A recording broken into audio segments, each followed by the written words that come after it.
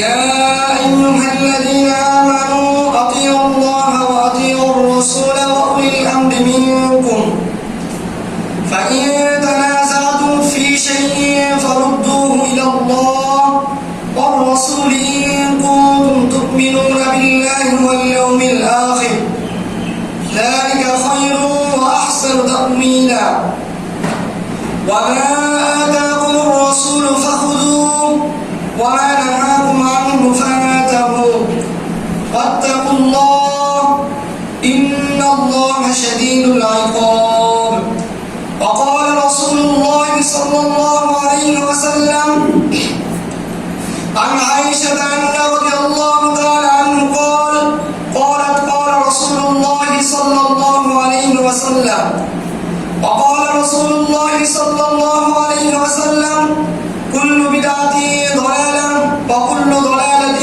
في النار وقال رسول الله صلى الله عليه وسلم أخلص دينك يكفيك العمل القليل যাবতীয় প্রশংসা সেই মহান রব্বুল আলামিনের দরবারে যিনি এই ফিতনা ফাসাদের জামানায় সপ্তাহের সেরা দিন জুমার দিন হাজারো লাখো কোটি মানুষের মধ্য থেকে আমাদেরকে যাচাই বাছাই করে ভালোবেসে তার ঘর মসজিদে আসার এবং বসার কিছু কথা বলার এবং শোনার তৌফিক দান করেছেন সেই মহান রব্বুল আলামিনের দরবারে সকলের শুকরিয়া জ্ঞাপন করি। সকলে বলে আলহামদুলিল্লাহ।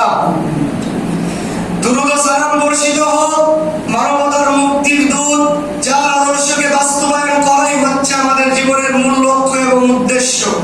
সবাই বলে আল্লাহুম্মা সাল্লি আলাইহি আল্লাহুম্মা বারিক আলাইহি। আজকে আমার আলোচনার বিষয় হচ্ছে বিদআত।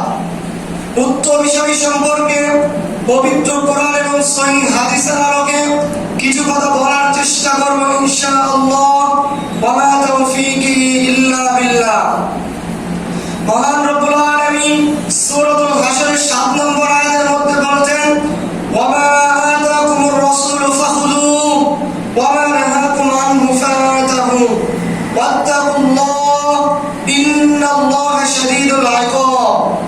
অর্থাৎ আল্লাহ পাক রব্বুল আলামিন আমাদেরকে বলছেন তোমরা আল্লাহকে ভয় করো এবং রাসূলের আনুগত্য করো এবং রাসূল সাল্লাল্লাহু আলাইহি ওয়াসাল্লাম যা কিছু নিষেধ করেছেন সেগুলো বর্জন করো।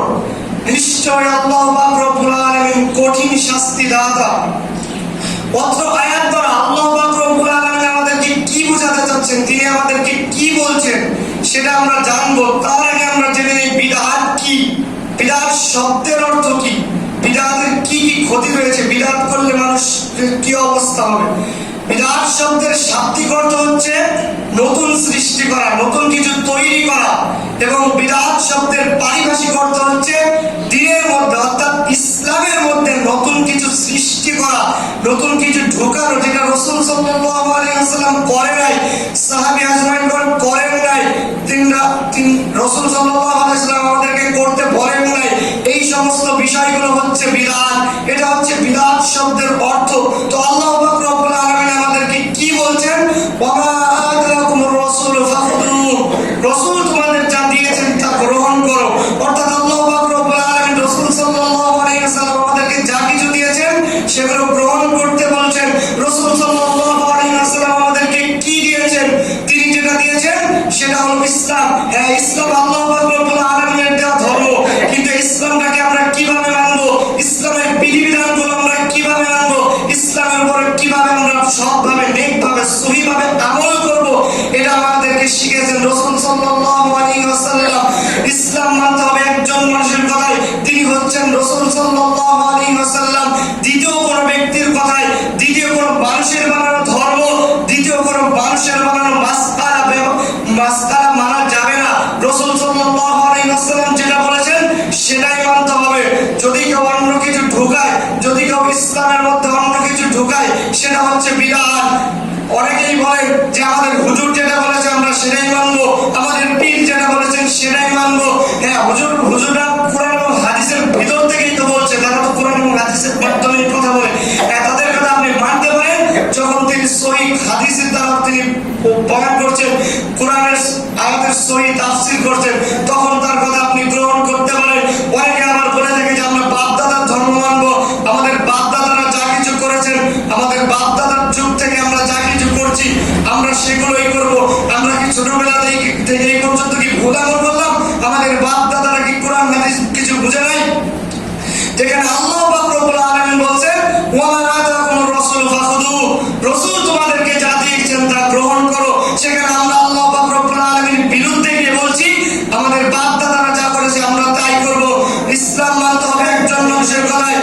এরপরে আল্লাহ রাব্বুল আলামিন বলছেন ওমা নাহাকুম আনহু ফাদাহু, এবং তিনি যা কিছু নিষেধ করেছে তা বর্জন করো। রাসূল সাল্লাল্লাহু আলাইহি ওয়াসাল্লাম আমাদেরকে কি নিষেধ করেছেন, কি করতে নিষেধ করেছেন? তিনি আমাদেরকে অনেক কিছুই নিষেধ করে গেছেন বিভিন্ন বিষয়ের উপর। তিনি আমাদেরকে বলেছেন তোমরা কখনো সালাত কাজা করো না, তোমরা কখনো নামাজ কাজা করো না, তোমরা রোজা ভঙ্গন করো না, তোমরা মিথ্যা কথা বলো না, তোমরা মানুষের সাথে খারাপ আচরণ করো না, তোমরা জেনা করো না, তোমরা অবৈধ সম্পর্কের সাথে লিপ্ত হো না, তোমরা বিদআত করো না, তোমরা আল্লাহর সাথে শিরিক করো না, এবং এরকম বিভিন্ন বিষয় তিনি আমাদেরকে নিষেধ করে গেছেন। যেই বিষয়গুলো, যেই কাজগুলো করলে আমাদের ক্ষতি হবে, যেই কাজগুলো করলে গুনাহ হবে, এই কাজগুলো তিনি আমাদেরকে করতে নিষেধ করে গেছেন। এর মধ্যে তিনি সব থেকে বেশি যেই বিষয়ের উপর গুরুত্ব দিয়েছেন, তিনি যেই বিষয়টাকে সব থেকে বেশি গুরুত্ব দিয়েছেন, তিনি যখন একটা কথার বেশি গুরুত্ব হতো তিনি তখন 3 বার বলতেন। তিনি বলেছেন তোমরা বিদআত করো না, তোমরা বিদআত করো না, তোমরা বিদআত করো না, তোমরা ইসলামের মধ্যে কোনো নতুন সৃষ্টি করো না। যেটা আমি মুহাম্মদ সাল্লাল্লাহু আলাইহি ওয়াসাল্লাম করিনি সেই কাজ তোমরা কখনোই করো না, তাহলে তোমরা পথভ্রষ্টদের অন্তর্ভুক্ত হবে। আল্লাহর রাসূল সাল্লাল্লাহু আলাইহি ওয়াসাল্লাম বলেন সহিহ বুখারীর 81 নম্বর হাদিসের মধ্যে তিনি বলতেছেন কুল্লু বিদআতিন দালালা ওয়া কুল্লু দালালাতিন ফিন্নার, প্রত্যেক বিদআতকারী হচ্ছে পথভ্রষ্ট, যারা বিদআত করলো তার পথভ্রষ্টদের অন্তর্ভুক্ত হলো।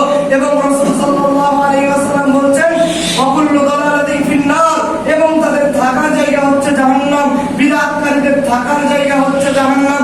অর্থাৎ আমাদের মধ্যে যদি কেউ বিদআত করে, আমাদের মধ্যে যদি কেউ দ্বীনের মধ্যে, ইসলামের মধ্যে নতুন সৃষ্টি করে, তাহলে তার থাকার জায়গা হচ্ছে জাহান্নাম। এই বিদআত এতটাই ভয়াবহ যে আজকে এই জুমার বয়ানে, আজকে এই জুমার আলোচনায় আমার বক্তব্যের বিষয় হতে পারতো সালাত, বিষয় হতে পারতো হারাম, বিষয় হতে পারতো সুদ ঘুষ, বিষয় হতে পারতো অবৈধ সম্পর্কের বিষয়ে। কেন আমি বিদআতটাকেই কেন সিলেক্ট করে নিলাম? কারণ বিদআত হলো এরকম একটা গুনাহ, বিদআত হলো এরকম একটা পাপ যে একটা পাপে আপনাকে পারে, এই পাপ আপনার সমস্ত পিছনের সমস্ত আমলকে নষ্ট করে দিতে পারে, এবং এই একটা পাপই পারে আপনাকে জাহান্নাম পর্যন্ত নিয়ে যেতে। একজন মায়ের গর্ভে একটা সন্তান জন্ম নিল, জন্মের পর থেকে, জন্মের পরের দিন থেকে তার বয়স দেওয়া হলো, তার হায়াত দেওয়া হলো 62 বছর। সে দুনিয়াতে বাঁচবে 62 বছর। সে যখন ছোট তখন তো সে ইসলামের কিছুই বোঝে না, তখন তো সে নামাজ কালাম কিছুই পড়বে না। যখন তার বয়স 10 হলো তখন থেকে সে আস্তে আস্তে নামাজ কালাম পড়া শুরু করলো, সে নামাজ সালাত আদায় করা শুরু করলো, সে দুই এক করে সে নামাজ পড়ে। আস্তে আস্তে যখন তার বয়স 12তে পা দিল তখন থেকে সে পরিপূর্ণভাবে 5 ওয়াক্ত সালাত আদায় করে। যখন তিনি আরো বড় হলেন তখন তিনি ইসলামের সমস্ত বিধানগুলো তিনি আস্তে আস্তে মানা শুরু করলেন। তিনি এখন দান করেন, তিনি তার সম্পদের যাকাত দেন, তিনি কোনো অবৈধ সম্পর্কের সাথে লিপ্ত নাই, সে কোনো মানুষকে কষ্ট দেয় না, সে কখনো মিথ্যা কথা বলে না। এক কথায় ইসলামের যত বিধানগুলো আছে, ইসলামের যত বিষয় আছে যেগুলো মানলে মানুষের নেকি হয়, ভালো কাজ, তিনি সবগুলোই করে। তিনি এতটাই ভালো যে তিনি জান্নাতে চলে গেছেন, ঢুকেনি কেন? মরেনি তাই। সে তার জান্নাতের মাঝে পার্থক্য শুধু মরণ, অর্থাৎ তিনি মরার সাথে সাথে জান্নাতে চলে যাবেন। এমন অবস্থায় তিনি একটা বিদআত করেছেন। কিছু বড় বিদআত আছে যেগুলো শিরিকের পর্যায়ে চলে যায়, আল্লাহর সাথে শিরিক হয়ে যায়। আল্লাহ সমস্ত গুনাহ মাফ করবেন কিন্তু শিরিকের গুনাহ মাফ করবেন না। তো শিরিক আমার বক্তব্যের বিষয় নয়, আমার আলোচনার বিষয় হচ্ছে বিদআত। তো ওই ব্যক্তি মৃত্যুর কিছুদিন আগে একটা বিদআত করেছে, সে যে 12 বছর বয়স থেকে সে সালাত আদায় করা শুরু করেছে, ভালো কাজ শুরু করেছে, 65 বছর পর্যন্ত তার 50 বছরের সমস্ত আমল, তার সমস্ত নেকি সব বরবাদ হয়ে গেছে। সে যদি এখন তওবা করে ফিরে আসে, তাকে আল্লাহ পাক রব্বুল আলামিন মাফ করলেও করতে পারে। কিন্তু তিনি যত আমল করে গেলেন তার কোনো আমল এখন আর নাই, তার সমস্ত আমলনামা বরবাদ, তার সমস্ত আমল বরবাদ হয়ে গেছে। অর্থাৎ বিদআত এতটাই ভয়াবহ যে আমাদেরকে বিদআতের বিষয় জানতে হবে, বিদআত কি এটা বুঝতে হবে। বিদআত যদি আমরা না বুঝি, যতই আমল করি না কেন, যাই করি না কেন, আমাদের কোনো আমল আল্লাহর নিকট গ্রহণযোগ্য হবে না। রাসূল সাল্লাল্লাহু আলাইহি ওয়াসাল্লাম সহিহ মুসলিমের 4001 নম্বর হাদিসের মধ্যে বলতেছেন আখলিস দীনাকা ইয়াকফিকাল আমালুল কলিম, তোমার ঈমানকে, তোমার আমলকে খাঁটি করো, অল্প আমলই তোমাদের নাজাতের জন্য যথেষ্ট হইবে। রাসূল সাল্লাল্লাহু আলাইহি ওয়াসাল্লাম আমাদেরকে বলে নাই তোমরা বেশি বেশি আমল করো, হ্যাঁ আমলের প্রতিযোগিতা করতে হবে, কিন্তু তিনি এই হাদিসে আমাদেরকে বলতেছে না তোমরা বেশি বেশি আমল করো, তোমরা বেশি আমল করলে জান্নাতে যেতে পারবে। তিনি বলছেন তোমার আমলকে খাঁটি করো, তোমার আমলকে খাঁটি করো, তাহলে অল্প আমলই তোমার নাজাতের জন্য যথেষ্ট হবে। তুমি অল্প আমল করেন, আপনি অল্প আমল করেন। যে আমল রাসূল সাল্লাল্লাহু আলাইহি ওয়াসাল্লাম করেছেন, সাহাবীগণ করেছেন, সহিহ কোরআনের সহিহ আয়াত দ্বারা প্রমাণিত, এবং যে আমলের মধ্যে বিরাট নাই, আমলের সহি দলিল পাওয়া যায় যে এটা কোন হাদিসের কত নম্বর কিরাত রাসূল সাল্লাল্লাহু আলাইহি ওয়াসাল্লাম করেছেন, এবং স্পষ্ট দলিল পাওয়া যায় এমন আমলগুলো আপনি করেন। অথচ আপনি এগুলো বাদ দিয়ে যদি আপনি অনেক অনেক অনেক আমল করেন, আপনি সারা রাত তাহাজ্জুদের নামাজ আদায় করেন, আপনি সারাদিন সিয়াম রোজা রাখেন, আপনি আর অন্যান্য অনেক অনেক অনেক আমল করেন, কিন্তু আপনার আমলের মধ্যে রয়েছে বিদআত, কিন্তু আপনার আমলের মধ্যে রয়েছে বিদআত, কিন্তু আপনার আমলের মধ্যে রয়েছে বিদআত, আপনার কোনো আমলই গ্রহণযোগ্য হবে না, আপনার কোনো আমলে আল্লাহ পাকের নিকটে গ্রহণযোগ্য হবে না, আপনার সমস্ত আমলই বরবাদ হয়ে যাবে। আমরা আল্লাহ পাক রব্বুল আলামিন আমাদেরকে সৃষ্টি করেছেন তার ইবাদতের জন্য, আমরা তার ইবাদত করব, কিন্তু তার আগে আমাদেরকে বিদআতের বিষয়ে সতর্ক হতে হবে। কারণ আমরা অনেক আমল করলাম, কষ্ট করে এই শীতের মধ্যে রাতে তাহাজ্জুদের সালাত আদায় করলাম, আমরা ফজরের নামাজ পড়লাম, আর অনেক অনেক অনেক অনেক ইবাদত করলাম, কিন্তু আমরা যদি বিদআত করি আমাদের 5 পয়সারও কোনো কাজে আসবে না। রাসূল সাল্লাল্লাহু আলাইহি ওয়াসাল্লাম বলেন, কুল্লু বিদআতিন দালালা ওয়া কুল্লু দালালাতিন ফিন্নার, প্রত্যেক বিদআতকারী হচ্ছে পথভ্রষ্ট, ওয়া কুল্লু দালালাতিন ফিন্নার, এবং তাদের থাকার জায়গা হচ্ছে জাহান্নাম। রাসূল সাল্লাল্লাহু আলাইহি ওয়াসাল্লাম আরো বলেন, সহিহ বুখারীর 82 নম্বর হাদিসের মধ্যে তিনি বলছেন, عن عائشة أن رضي الله تعالى عنها قالت قال رسول الله صلى الله عليه وسلم أحدث في أمرنا هذا ما ليس منه فهو رد।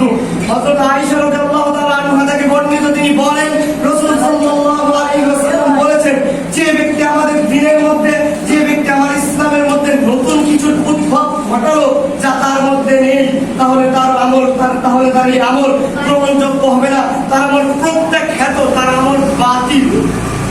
অর্থাৎ আমাদের মধ্যে যদি কেউ বিদআত করে, ভুল করে হোক, জেনে বুঝে হোক, বিদআত এরকম একটা জিনিস, আমরা যখন একটা গুনাহ করি আমরা জানি যে আমরা গুনাহ করছি, কিন্তু বিদআতটা আমরা ভাবি করে হলো সওয়াবের নিয়তে, আমরা দিনের মধ্যে একটা আমল করি, ভাবি যে সওয়াব হচ্ছে, আসলে আমরা বিদআত করছি, আমরা বিদআতকারীদের অন্তর্ভুক্ত হয়ে যাচ্ছি, আমরা পথভ্রষ্টদের অন্তর্ভুক্ত হয়ে যাচ্ছি, অথচ আমরা টেরও পাচ্ছি না যে আমরা বিদআতকারীদের অন্তর্ভুক্ত হয়ে যাচ্ছি।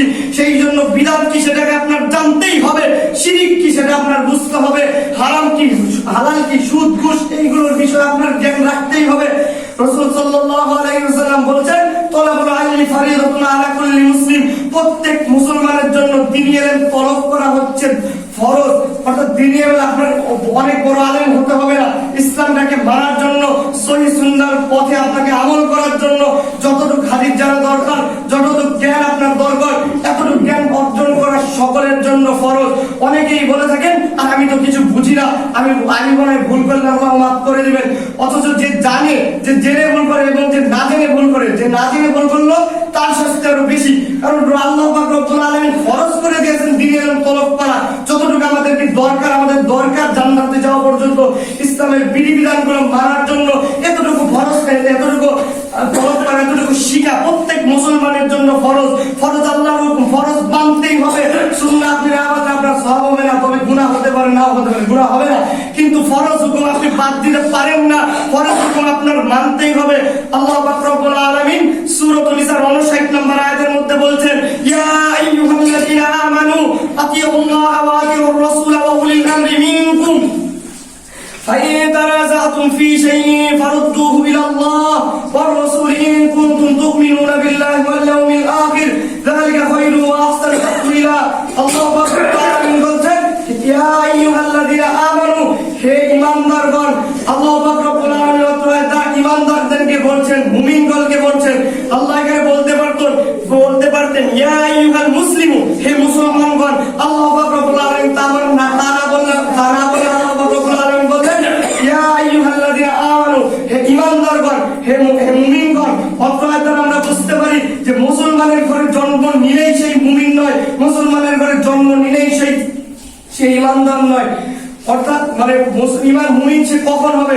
যখন সে ইসলামের বিধিবিধানগুলো মানবে, যখন সে 5 ওয়াক্ত সালাত জামাতের সাথে না আদায় করলে তার সালাত কাজা হবে না, সে সালাত আদায় করবে, তার সম্পদের যাকাত দিবে, তার সামর্থ্য থাকলে সে হজ করবে। আর ইসলামের যত বিধান আছে, যত আমল রয়েছে, সবগুলো যখন সে পরিপূর্ণভাবে যাবে সহিহ হাদিস দ্বারা প্রমাণিত যে সমস্ত আমল, এই সমস্ত আমল যখন সে করবে এবং তার চলাফেরা ভালো হবে, তখনই সে মাত্র মুমিন। মুসলমানের ঘরে জন্ম নিলে সে মুমিন নয়, বরং তাকে 5 ওয়াক্ত সালাত আদায় করতে হবে, তার বাসায় পর্দার হুকুম থাকতে হবে, তার পর্দাকে আল্লাহ রাব্বুল আলামিন ফরজ করেছেন, তার স্ত্রীর পর্দা করতে হবে, তার মেয়ের বেপর্দায় বাইরে যাওয়া যাবে না, এবং ইসলামের অন্যান্য বিষয়গুলো মানতে হবে। তিনি সহ তিনার বাসার সকলে, তার ফ্যামিলির সকলে 5 ওয়াক্ত সালাত আদায় করবেন। তার আমলের মধ্যে কোনো বিদআত থাকবে না, তার আমলের মধ্যে কোনো শিরক থাকবে না। একমাত্র এই সমস্ত মানুষগুলি হচ্ছে মুমিন, এরাই হচ্ছে প্রকৃত ঈমানদারগণ। বাকি সব কেউ ঈমানদারগণ নয়, বাকি সবাই বিদআতি, বাকি সব কেউ মুমিন নয়। তারা শুধু নামে মাত্র মুসলমান, তারা মুসলমানের ঘরে জন্ম নিয়েছে ঠিকই, কিন্তু তারা প্রকৃত মুসলমান নয়। এখানে পুরো পৃথিবীর মানুষকে আল্লাহ পাক রব্বুল আলামিন 4 ভাগে বিভক্ত করেছেন। হ্যাঁ, কিয়ামতের দিন 73টা কাতার হবে, কিন্তু তার আগে এই পৃথিবীর মানুষকে 4টা ভাগে বিভক্ত করা হয়েছে। এর মধ্যে 3 ভাগ যাবে জাহান্নামে, এর মধ্যে 3 ভাগ যাবে জাহান্নামে, এবং একটা শ্রেণী, একটা কাতার, এক দল মানুষ যাবে শুধু জান্নাতে, বাকি 3 শ্রেণীর মানুষই যাবে জাহান্নামে। তো এরা কারা? এরা হচ্ছে যারা 1 নম্বরে যারা জাহান্নামে যাবে, এরা হলো মূর্তি পূজারী, যারা আল্লাহর সাথে শিরক করে, যারা আল্লাহর সাথে অন্য কাউকে শরীক করে, যারা হিন্দু খ্রিস্টান রয়েছে, যারা আল্লাহকে মানে না, যারা ঈমান আনে নাই, যারা আল্লাহর বিধিবিধানগুলো মানে না, অত ঈমানই আনে নাই। হিন্দু তো ঈমানই আনে নাই, তো ও মানবে কি? এই একটা দল, এদের কথা বিস্তারিত আল্লাহ পাক রব্বুল আলামিন অত্র আয়াতের মধ্যে বলে নাই, এদের কথা আমি পরে বলছি। এবং দ্বিতীয় শ্রেণীতে যারা আছে, তারা মুসলমান, তারা মুসলমানের ঘরে জন্ম নিয়েছে, সে ঈমানও আনেছে। সেই মানুষটাকে আপনি জিজ্ঞেস করুন, ভাই আপনার ধর্ম কি? তখন সে বলবে ইসলাম, আমার ধর্ম হচ্ছে ইসলাম, আমি মুসলমান। অথচ ইসলামের সে কিছুই মানে না, সে 1 ওয়াক্ত সালাত আদায় করে না, সে কোনো বিধিবিধান মানে না, আমল তো দূর কি বাদ, সে তো সালাতই আদায় করছে না, তো অন্য কাজ সে কি করবে? এবং সে তারাও জাহান্নামে যাবে। এদের কথা আল্লাহ পাক রব্বুল আলামিন অত্র আয়াতে বলে নাই, এদের কথা আমি পরে বলছি। এবং তৃতীয় শ্রেণীতে যারা আছে, এরা হচ্ছে মুসলমান, ঈমানও এনেছে, আমলও করে, সে 5 ওয়াক্ত সালাত আদায় করে, সে সমস্ত আমল করে, সে ভাবছে যে আমি আমল করছি, আমি জান্নাতে যাব, অথচ তার আমলের মধ্যে রয়েছে বিদআত, অথচ তার আমলের মধ্যে রয়েছে বিদআত, অথচ তার আমলের মধ্যে রয়েছে বিদআত। তার সমস্ত আমলই বরবাদ, তার কোনো আমলে আল্লাহর নিকট গ্রহণযোগ্য হবে না। এরাও জাহান্নামে যাবে। তো 4 নম্বর শ্রেণী যারা জান্নাতে যাবে, এরা কারা? এরা হচ্ছে সেই সমস্ত লোক যারা মুসলমানের ঘরে জন্ম নিয়েছে বা হিন্দুর ঘরে জন্ম নিয়ে তো অনেকে ঈমান আনে, যারা কি মুসলমান, 5 ওয়াক্ত সালাত আদায় করে, ইসলামের বিধিবিধানগুলো মানে, সে যাকাত দেয়, তার স্ত্রী পর্দা করে, সে মানুষের সাথে খারাপ আচরণ করে না, সে দান করে, সে হজ করেছে, এবং অন্যান্য যত কিছু আছে সবগুলো সে কোরআনের সহি আয়াত দ্বারা, সহি তাফসীর দ্বারা যেটা প্রমাণিত হয় সেটা সে মানে, সে সহি হাদিস মানে, সে কোনো জাল হাদিস মানে না, সে সহি হাদিসের উপর আমল করে। এই একটা শ্রেণী, এই একটা দল শুধু যাবে জান্নাতে, বাকি সব জাহান্নামে যাবে, বাকি 3 শ্রেণী জাহান্নামে যাবে। আমি এখানে 4টা শ্রেণীর কথা বললাম, যারা 3 শ্রেণী, যাদের মধ্যে 3 শ্রেণী জাহান্নামে যাবে এবং 1 শ্রেণীর মানুষ শুধু কিসে যাবে? জান্নাতে যাবে। তো এরা কারা? এদের সম্পর্কে আল্লাহ পাক রব্বুল আলামিন সূরা আ'রাফের 179 নম্বর আয়াতের মধ্যে বলতেছেন, ওয়ালাকাদ যারাকনা লিজাহান্নামা কাসীরাম মিনাল জিন্নি ওয়াল ইনস লাহুম কুলুবুন লা ইয়াফকাহুনা বিহা ওয়া লাহুম আ'য়ুনুন লা ইবসিরুনা বিহা ওয়া লাহুম আযানুন লা ইয়াসমাউনা বিহা উলাইকা কাল আনআম বাল হুম আদল উলাইকা হুমুল গাফিলুন। তো জাহান্নামে যে 3 শ্রেণীর মানুষ যাবে, তাদের মধ্যে যারা মূর্তি পূজারী, যারা হিন্দু, যারা খ্রিস্টান, যারা ঈমান আনে নাই, এদের থাকার জায়গা হচ্ছে জাহান্নাম। এবং মুসলমানদের মধ্যে যে 2 শ্রেণীর মানুষ জাহান্নামে যাবে, তো এরা কারা? এদের মধ্যে 1 শ্রেণী আছে যারা ঈমান এনেছে কিন্তু ইসলামটাকে মানে না, তারা সালাত আদায় করে না, তারা সিয়াম রাখে না, তারা হজ করে না, তাদের সামর্থ্য থাকা সত্ত্বেও, তাদের অনেক সম্পদ থাকা সত্ত্বেও তারা সম্পদের যাকাত দেয় না, তারা মিথ্যা কথা বলে, ব্যবসা করে, এবং অন্যান্য অনেক খারাপ কাজ তারা করে থাকে, অন্যান্য অনেক গুনার কাজ তারা করে থাকে। এরা শুধু নামে মাত্র মুসলমান, এরা যাবে জাহান্নামে। এবং আরেক শ্রেণী যারা যারা ঈমানও আনলো, মুসলমানও আমলও করছে, কিন্তু তাদের আমলের মধ্যে রয়েছে বিদআহ, এরা যাবে জাহান্নামে। তো এরা কেন জাহান্নামে যাবে? আল্লাহ পাক রব্বুল আলামিন বলছেন, ওয়ালাকাদ যারাবনা লিজাহান্নামা কাসীরাম মিনাল জিন্নি ওয়াল ইনস। আমি কিছু সংখ্যক মানুষকে সৃষ্টি করেছি জাহান্নামের জন্য, আমি কিছু সংখ্যক মানুষ এবং জিনকে সৃষ্টি করেছি জাহান্নামের জন্য। অর্থাৎ জাহান্নামে শুধু মানুষ এবং জিনরাই যাবে, কোন পশু প্রাণী জাহান্নামে যাবে না। হ্যাঁ, পশু প্রাণীদেরও বিচার হবে, কিন্তু তাদের বিচারটা কেমন হবে? ধরেন একটা বড় সিংওয়ালা ছাগল একটা ছোট ছাগলকে গুঁতা মেরেছে, হাসরের ময়দানে যখন বিচার কার্য শুরু হবে, আল্লাহ পাক রব্বুল আলামিন তখন তাদের দুজনকে দাঁড়া করাবেন এবং তাদের যেই বড় ছাগলটা ছোট ছাগলকে গুঁতা মেরেছে তাকে বলবে, তুমি এই ছোট ছাগলের উপর জুলুম করেছো, তুমি ওকে গুঁতা মেরেছো, এখন ও তোমাকে গুঁতা মারবে, তোমাদের বিচার শুরু। তখন ওই ছোট ছাগলটার শিংগুলোকে বড় করে দেওয়া হবে এবং ওই ছোট ছাগলটা বড় ছাগলটাকে একটা গুঁতা মারবে, অতঃপর তারা দুজন মাটির সাথে মিশে যাবে। তাদের বিচার হচ্ছে এতটুকু, পশু প্রাণীর বিচার হচ্ছে এতটুকু। সেই জন্য আবু বকর রাদিয়াল্লাহু তাআলা আনহু বলছেন, হায় আমি আবু বকর যদি গাছের পাতা হইতাম, হয়তো আমার বিচার দিতে হইতো না, আমার আল্লাহ পাক রব্বুল আলামিনের দরবারে জবাবদিহিতা করতে হতো না। আবু বকর কে? জান্নাতের সার্টিফিকেট প্রাপ্ত সাহাবী, যে দুনিয়াতে থাকতেই সে জানতো যে সে মৃত্যুর পরে জান্নাতে যাবে। তাকে আল্লাহ পাক রব্বুল আলামিন নিজে বলেছে দিয়েছেন যে তুমি জান্নাতে যাবে, তারপরেও সে বিচারের দিনকে এত ভয় পাচ্ছে। সেখানে আমাদের অবস্থা আজকে কোথায়? আল্লাহু আকবার। অর্থাৎ জান্নাতে শুধু মানুষ এবং জিনরাই যাবে, কোন পশু প্রাণী জান্নাতে যাবে না। তো এরা কেন যাবে? আল্লাহ পাক রব্বুল আলামিন বলছেন, লাহুম কুলুবুন লা ইয়াফকাহুনা বিহা। আমি তাদেরকে অন্তর দিয়েছি, কিন্তু তারা অন্তর দ্বারা ভাবে না, তারা অন্তর দ্বারা অনুধাবন করে না। বিষয়টা কি এরকম যে তারা অন্তর দ্বারা কিছু ভাবতে পারে না, সে চিন্তা করতে পারে না, যে তিনি কিছু কল্পনা করতে পারে না? অবশ্যই পারে। তিনি কেরকম পারে? এখন তিনি জুমার মসজিদে আছেন, যখন তিনি ভাবতেছেন যে কখন নামাজ শেষ হবে, শেষ হওয়ার পর আমি বাসায় যাব, তাড়াতাড়ি আমার ঘাড়াকে আমার একটা জায়গায় যাইতে হবে, আমার কাছে অমুক টাকা পায়, অমুক টাকা পায়, এখানে টাকা ওখানে টাকা, বিভিন্ন দুনিয়াবি যত চিন্তা আছে সেগুলো তারা করছে। তো আল্লাহ পাক রব্বুল আলামিন এখানে কেন বললেন যে তাদেরকে আমি অন্তর দিয়েছি, তারা অনুধাবন করে না, সে তো চিন্তা করতে পারতেছেন। এখানে আল্লাহ পাক রব্বুল আলামিন ওই সমস্ত মানুষদের কথা বলেছেন যারা অন্তর দিয়ে ভাবে না, যারা অন্তর দিয়ে ভাবে না শিরক কি, যারা অন্তর দিয়ে ভাবে না ইসলাম কি, যারা অন্তর দিয়ে ভাবে না বিদআত কি, তারা অন্তর দিয়ে ভাবে না দ্বীন কি, তারা অন্তর দিয়ে ভাবে না ইসলাম কি। তিনি চিন্তা করতেছেন আমার হুজুর যেটা বলেছে সেটাই ঠিক, আমার পীর আমাকে যে মাসআলা দিয়েছে সেটাই ঠিক। আপনার পীর কি কোরআনের ভিতর থেকে বললো নাকি বাইরে থেকে? নাকি সে কোরআনের আয়াত বলতেছে ঠিকই, তবে তাফসীর করছে মিথ্যা। তিনি হাদিস বলতেছে ঠিকই, কিন্তু জাল হাদিস। এটা আপনি যাচাই বাছাই করার কোনো প্রয়োজনই মনে করছেন না। আপনি মনে করছেন তিনি যেটা বলেছেন সেটাই সত্যি। আপনি লাখ লাখ টাকার মালিক, হঠাৎ একদিন বাজার করতে গেলেন, আপনি বাজার করছেন এবং আপনি মাছ বাজারের পাশ দিয়ে গেলেন, হঠাৎ এক ব্যক্তি বোয়াল মাছ বিক্রি করছেন, তার একটা মাছ লেজ বাড়ি দিল, হালকা একটু পানি এসে আপনার গায়ে লেগেছে, আপনি তৎক্ষণাৎ রেগে গেলেন, আপনি চিল্লাচিল্লি করছেন, আপনি দোকানদারকে ধরে মারলেন এবং বাজারে একটা জ্ঞানজাম সৃষ্টি করে আপনি বাসায় চলে আসলেন।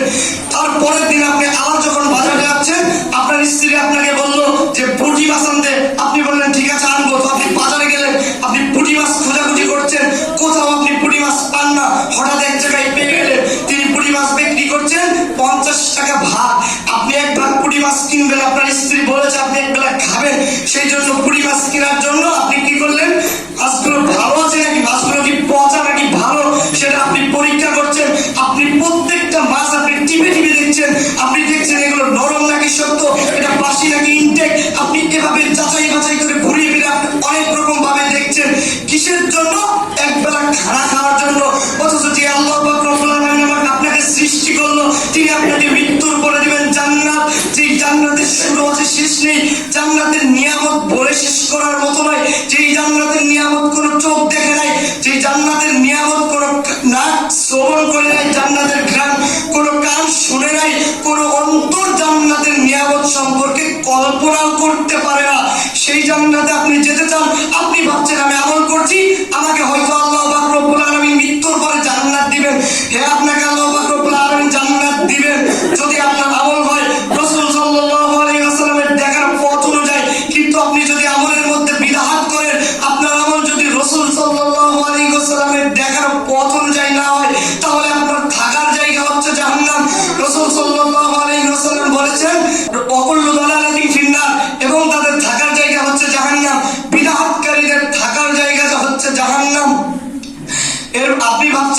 যে আরে হুজুর যেটা বলেছে সেটাই তো সত্যি, তিনি কি কোরআন হাদিসের বাইরে থেকে বলছেন?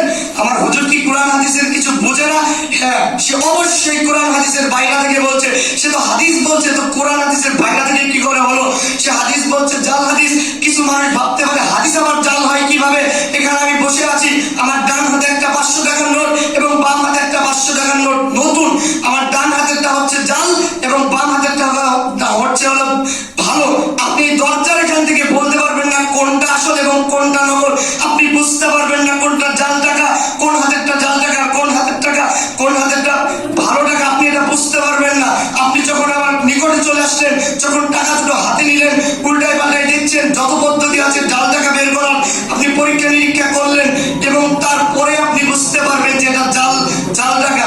ঠিক তেমনি আপনি যখন কোরআন হাদিসটাকে ঘাঁটবেন, যখন আপনি কোরআন হাদিসটার উপর গবেষণা করবেন, যখন এই কোরআন হাদিস আল্লাহ পাক রব্বুল আলামিন কি বলছেন আপনি বোঝার চেষ্টা করবেন, তখন ঠিকই আপনি বুঝতে পারবেন কোনটা ভালো, কোনটা সঠিক এবং কোনটা ভুল। এরপর আল্লাহ পাক রব্বুল আলামিন বলছেন, ওয়ালাহুম আ'ইনুন লা ইবসিরুনা বিহা, আমি তাদেরকে কান দিয়েছি অথচ তারা কান দ্বারা শ্রবণ করে না, অথচ তারা কান দ্বারা শুনে না। বিষয়টা এরকম নয় যে তারা বয়রা, বিষয়টা এরকম নয় যে আপনি একটা কথা বলবেন তার কান পর্যন্ত যায় না, ঠিকই সে কানে শুনে। তো আল্লাহ পাক রব্বুল আলামিন কেন বললেন যে আমি তাদেরকে কান দিয়েছি, সে কান দ্বারা শ্রবণ করে না? এখানে ওই সমস্ত মানুষদের কথা বোঝানো হয়েছে যারা কান দ্বারা ইসলামের কথা শুনে না, যারা কান দ্বারা কোরআন তেলাওয়াত শুনে না, যারা কান দ্বারা ওয়াজ মাহফিল শুনে না, যাদের কাছে সালাতের দাওয়াত নিয়ে গেলে তারা অজুহাত পেশ করে, তারা মসজিদের দিকে আসতে চায় না, তারা গান বাজনা শুনে, তারা মিথ্যা কথা শুনে, তারা মানুষের গীবত করে। এই সমস্ত মানুষদের কথা আল্লাহ পাক রব্বুল আলামিন বলছেন আমি তাদেরকে কান দিয়েছি, কিন্তু তারা কান দ্বারা শ্রবণ করে না, কিন্তু তারা কান দ্বারা শুনে না। এরপর আল্লাহ রাব্বুল আলামিন বলছেন ওয়ালাহুম আযানুন লা ইয়াসমাউনা বিহা, আমি তাদেরকে, এরপর আল্লাহ রাব্বুল আলামিন বলছেন ওয়ালাহুম আযানুন লা ইয়াসমাউনা বিহা, আমি তাদেরকে চক্ষু দিয়েছি কিন্তু তারা চক্ষু দ্বারা দেখে না। এখানেও বিষয়টা ওরকম নয় যে তারা অন্ধ, তারা চোখে কিচ্ছু দেখতে পায় না, তারা চোখে সবই দেখে। তো তাদেরকে আল্লাহ কেন বললেন তারা চোখে দেখে না? এখানে অন্ধবিশ্বাসের কথা বলা হয়েছে। অন্ধবিশ্বাস কি? আপনি একজন হুজুর আপনার এলাকায় এসে ওয়াজ করে গেল, সে আপনার মসজিদের জুমার খুতবা দিল, অথবা আপনি তার কাছে একটা মাসআলা একটা ফতোয়া জিজ্ঞেস করেছেন, সে যেই উত্তর দিল, সে যেই কথা বললো আপনি শ্রবণ করে নিলেন, আপনি তার কাছে জিজ্ঞেস করলেন না এটা সহি নাকি জাল, সে যেটাই বললো সেটা আপনি মেনে নিলেন, সেটা মেনে নেওয়া যাবে না, সেটা মেনে নেওয়া যাবে না। সে যদি তার কথার সাথে বলে, সে যদি দলিল দেয়, সে যদি বলে এটা কোন সূরার কত নম্বর আয়াত, সেটা তাহলেই শুধু গ্রহণযোগ্য হবে। সে যদি একটা হাদিস বলে, তাকে আপনি জিজ্ঞেস করেন যে এটা কোন কিতাবের কত নম্বর হাদিস, সে যদি সহি হাদিসের প্রমাণ দিতে পারে, সে যদি দলিল পেশ করতে পারে, তাহলে একমাত্র তার কথা গ্রহণযোগ্য হবে, অন্যথায় তার কোনো কথাই গ্রহণযোগ্য হবে না। এখন কিছু সংখ্যক মানুষ বলবে আর আমি তো মূর্খ, আমি কোরআন হাদিসের কি বুঝি, আমি তো আরবি পড়তে পারি না, আমি তো কোরআনই বুঝি না, আমি তো কোরআন পড়তেই পারি না, তবে হাদিসের কি বুঝবো, হাদিসের কি বুঝবো? আমি তাদেরকে সংক্ষিপ্ত একটা উদাহরণের মাধ্যমে বোঝাতে চাই। ধরেন ঢাকা শহরে ঢাকা উত্তরা একজন ব্যক্তি 20% জমি বিক্রি করবেন মাত্র 2000 টাকা। তো উনি পুরো বাংলাদেশ জানাই দিচ্ছে, খবর মিডিয়া পত্রিকা ইউটিউব ফেসবুক সব জায়গায় জানাই দিচ্ছে, বাংলাদেশের প্রত্যেকটা মানুষ জানে যে একজন ব্যক্তি 2000 টাকায় জমি বেচবে 20%। তখন একজন ভিক্ষুক চিন্তা করবে আমি তো ভিক্ষা করে 1000-1500 টাকা ইনকাম করি, তো আমিও চলে যাই, তো ভিক্ষুকও চলে যাবে, আপনারাও চলে যাবেন, পুরো বাংলাদেশের সমস্ত মানুষ ওখানে জমি কেনার জন্য চলে যাবেন। যেহেতু ঢাকার মতো একটা জায়গায় 20% জায়গা মাত্র 2000 টাকা। যখন যেই বিক্রেতা আছে তাকে যখন জিজ্ঞেস করা হবে জমির দলিল দিয়ে, তখন তিনি যদি বলেন আমার কাছে দলিল নাই, তখন আপনি 2000 টাকা তো দূরের কথা 20 টাকা দিয়েও জমি কিনবেন না। কেন কিনবেন না? তার কাছে দলিল নেই বলে, তার কাছে জমির কোনো দলিল নেই বলে। এখন একজন মূর্খ মানুষকে যদি সে বুঝে বলে আরে তুমি কি পড়ালেখা পারো, তুমি দলিলের কি বুঝবা, তখন সে বলবে আমি মূর্খ হতে পারি কিন্তু আমার এলাকায় একজন মানুষ আছে যে শিক্ষিত, তাকে দিয়ে আমি দলিল পড়াবো, তাকে দিয়ে আমি দলিল যাচাই বাছাই করাবো। এরকম বিভিন্ন কথা সে বলবে, বিভিন্ন কথা সে বলবে। সামান্য একটু দুনিয়ার 10-20% জায়গার জন্য এত জমি, এত দলিল, এত উকিল, এত মৌরি, এত কোর্ট কাছারি, এত দলিল পরীক্ষা, এই সেই কত কিছু আমরা করছি। অথচ যেই জান্নাত সব থেকে ছোট জান্নাত যাকে দেওয়া হবে, তার জান্নাত হবে এই দুনিয়ার 10 দুনিয়ার দুনিয়ার সমান, সেই জান্নাতে আপনি যেতে চান, কিন্তু সেই জান্নাতে যাওয়ার একমাত্র পথ হলো, একমাত্র মাধ্যম হলো কোরআন এবং সহিহ হাদিসের উপর ঠিকমতো আমল করা। সেই সহিহ হাদিস আপনি যাচাই বাছাই করার কোনো প্রয়োজনই মনে করছেন না। আপনি কেন এত উদাসীন? আপনাকে একটু বোধগম্য হয় না? আপনি কেন একটু যাচাই বাছাই করছেন না? দুনিয়াতে বাঁচবেনই কদিন? সহিহ হাদিসের উপর আমল করুন, কোরআন হাদিসের সহিহ তাফসীর, সহিহ ব্যাখ্যা, সহিহ তরজমা আপনি বোঝার চেষ্টা করুন এবং আপনি অল্প আমল করুন, খাঁটি আমল। রাসূল সাল্লাল্লাহু আলাইহি ওয়াসাল্লাম বলেছেন, তোমরা তোমার আমলকে খাঁটি করো, অল্প আমলে তোমাদের নাজাতের জন্য যথেষ্ট হইবে। এখন কিছু মানুষ ভাববে আরে জমির দলিলের সাথে হাদিসের দলিলের কোনো মিল নেই। অবশ্যই মিল আছে, এই কথার সাথে এই কথার অবশ্যই মিল আছে। আপনি একটু মিলান, আপনি একটু ভাবুন, আপনি একটু রিয়েলাইজ করুন, তাহলে আপনি বুঝতে পারবেন। যে কথাগুলো বললাম, আল্লাহ